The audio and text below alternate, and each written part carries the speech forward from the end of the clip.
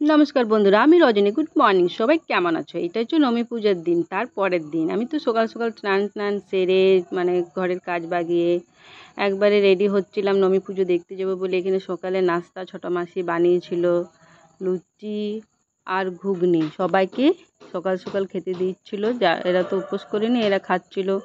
আমরা যেহেতু নবমী পুজো দেখি, পাঠা বলি আরে হয়, তারপর খাই।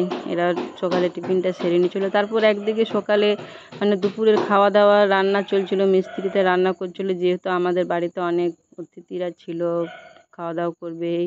এদিকে কাটাকুটি চলছিল এই নতুন বাড়িটার দিকে, যেটা বানা হয়েছে। এখন নতুন বাড়িরও পুজো হবে আরেকদিন, সেই ব্লগটাও দেখাবো অবশ্যই। এদিকে বাটাকুটি চলছিল, এই দেখুন নতুন বাড়িতে। এদিকে আমি একটু ভিডিও করলাম।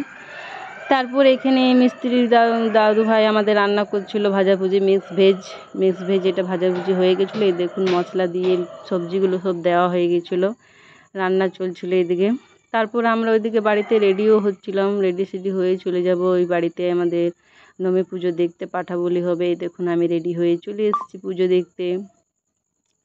পুজো দেখবো বলে দেখছি, এসে পড়ে পুজো ব্রাহ্মণ পুরোহিত মশাই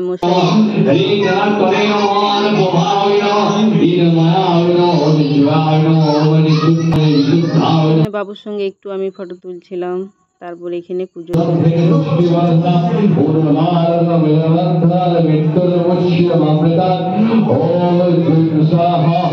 এদিকে আমি আমার দিদির মেয়ে বসে পুজো দেখছিলাম। একদিকে অনেকেই বসেছিল, সবাই অতিথিরাও। এখানে পাঠা বলির জন্যই দেখো পাঠাগুলোকে পুজো করা হচ্ছে, নাম ধরে ধরে সংকল্প করা হচ্ছে। এখানে আমার বড় দিদি, এই আমার ভাই, এরাও দাঁড়িয়ে ছিল, ওদেরকেও একটু নিলাম। ওরা দিদি বলছিল আমাকেও একটু নিলাম। এখানে পাঠাগুলো যে যে মানসিক করেছিল সবাই দিল। প্রথমে কুমড়ো আর ঝিঙে পুজো হয়, বলি হয় পুজো করার পর। এখানে যারা যারা পাঠা ধরবে তাদেরকে ফুল জল দেওয়া হলো, কপালে টিপ দেওয়া হলো, এরা ধরবে সবাই। এই দেখুন ফুল জল দেওয়া হচ্ছে। তারপর কুমড়োটা আর ঝিঙেটা আমাদের প্রথমে আগে পুজো করে বলি করা হচ্ছে। এই দেখুন বলি হবে, কুমড়োটা বলি করা হচ্ছে।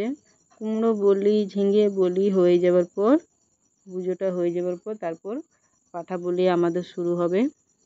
কুমড়ো বলি হয়ে গেল, এবার হবে ঝিঙেটা। এই দেখুন ঝিঙেটাও বলি হয়ে যাচ্ছে।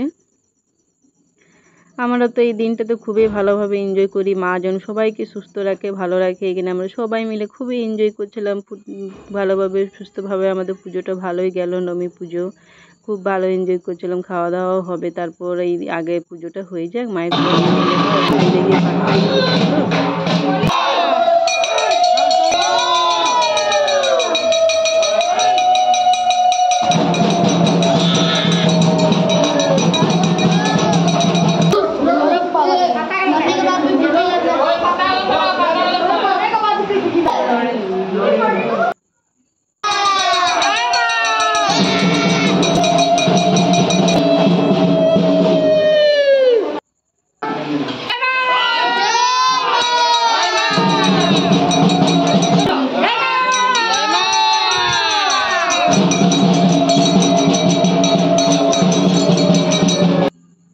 আমাদের এদিকে পাঠা বলি কমপ্লিট হয়ে গেছিলো। পাঠা বলির সময় এত বৃষ্টি নামিয়েছিল, বৃষ্টিতে ভিজে ভিজে পাঠা বলি আমাদের কমপ্লিট হয়ে গেল। তারপর পুজো আমাদের এদিকে কমপ্লিট হয়ে গেল, নবমী পুজো।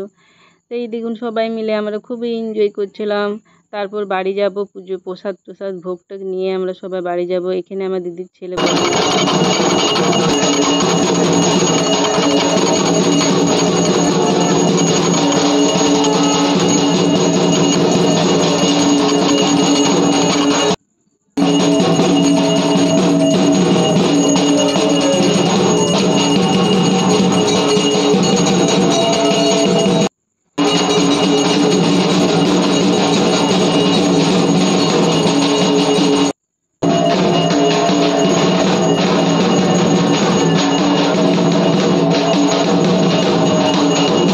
তারপর এদিকে বাড়ি চলে এসেছিলাম। দেখছি মিস্ত্রি কাকু পাঠার প্রসাদ চাপিয়ে দিয়েছিল, আসতে আমরা দেরি করেছিলাম বলে পুজো দেখছিলাম, লাস্টের পুজোটা।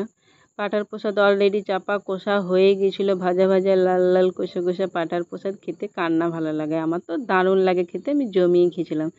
যেহেতু এত বৃষ্টি পড়ছিল, খাওয়া দাওয়া টেবিলে আমাদের খাওয়া দাওয়া হয়েছিল, তুলতেই ভুলে গেছিলাম বৃষ্টির মধ্যে। তো এই বাড়িতে যারা যারা ভিতরে খাচ্ছিলো তাদেরকে তোলা হয়েছিল, দিদি বোন এরা লাস্টে খেতে বসেছিল, মা মাসি এদেরকে তুললাম। পাঁঠার প্রসাদ, ডাল, ভাত, সবজি, পাঁপড় হয়েছিল। খাওয়া দাওয়া সেরে আজকের মতন ব্লগটা এখানেই আমি শেষ করছি। অবশ্যই কমেন্ট করে জানাবেন কেমন লেগেছে, শেয়ার করবেন, চ্যানেলটাকে সাবস্ক্রাইব করে দেবেন। এখানে দেখো বাচ্চা বাড়িরা সবাই উপরে বসে বদমাইশি করছিল, হাই হ্যালো করছিল।